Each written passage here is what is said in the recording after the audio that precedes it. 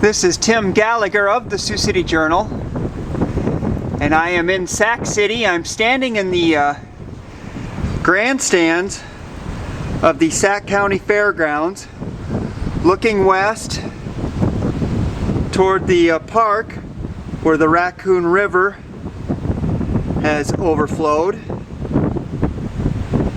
showing Chautauqua and Riverside playground area overrun with water.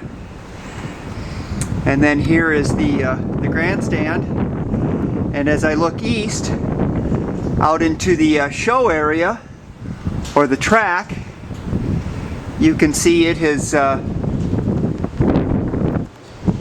instead of a winter wonderland, it's a kind of a watery wasteland right now.